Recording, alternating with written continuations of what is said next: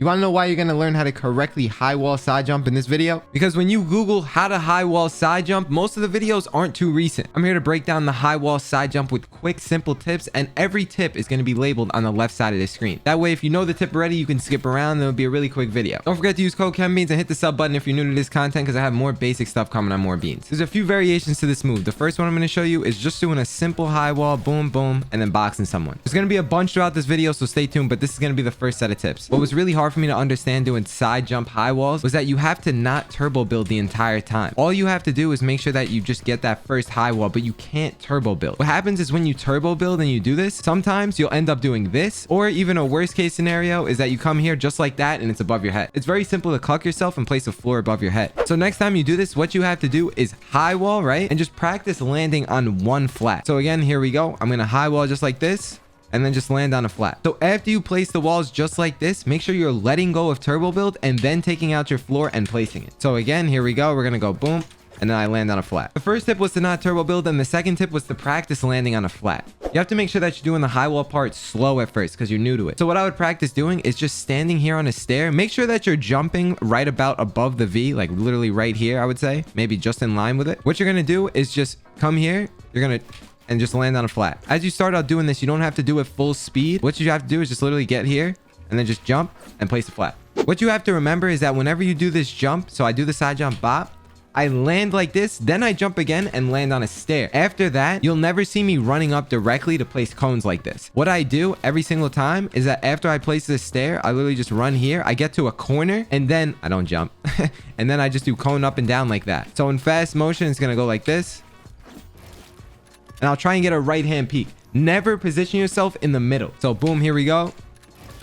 You see how I moved over to get a right hand peek? When you put yourself in the middle like this, it's a lot easier for the person to realize where you are. One tip that might be a little easier for some of you guys is that after you do this cone right here, what you should do is practice doing a protected cone first and then doing the high wall just like that. So boom, in fast motion, we're going to protect and then jump like that. That might be a little easier to get that wall above you. But just so you guys know, when I usually do it, I always do the protected version just so I don't get shot. One tip I have is that after you do this, right, you land. See how I jumped twice?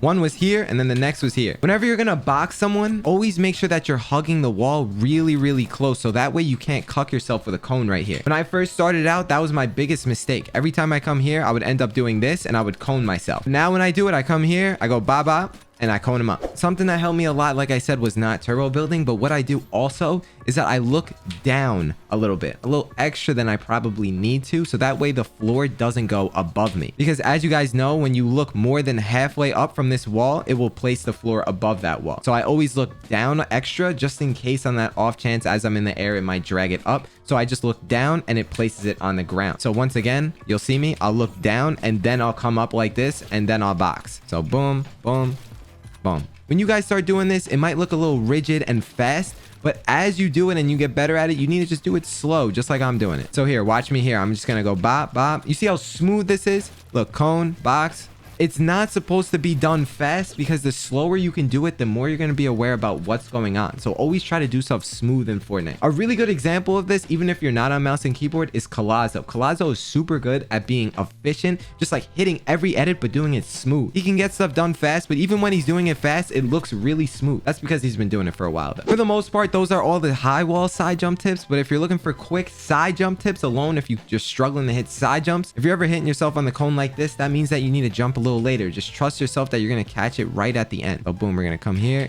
And even if I wanted to land on that, I could. One tip that might help if you're on mouse and keyboard is to enable double movement. Download Wooting software and put it to 67%. That's what I have it on. Especially when strafing like this, it will help you do the side jump. If you're on controller, you don't need that because you already have double movement. After you complete the high wall side jump, another variation I like to do is literally just extend my cones out like this. And then I can go in for a full box or whatever I want. But just understand the reach of your cones. If you don't do it through a window edit, if you're going to chase them and try and box them, always just extend out, then place that wall. And then you can go in for a box or a Mongrel Classic or whatever. Even when I practice this move and I do it a lot, I still get this wall above me, or this floor, sorry. All you have to do is just edit through it, and then just keep going throughout the retake. 1, just remember to look down more, and then 2, don't turbo build. That's the only things that's really going to help you with that. I challenge you to hop in your creative and try this out because this is one of the most useful moves in all of Fortnite. After learning this, you're going to feel so much more comfortable in real fights and everything like that because you're going to box people a lot easier. Trust me, I do this all the time. Drop a like for the quick content on more beans. I'll talk to you guys in the next video. Deuces. Peace.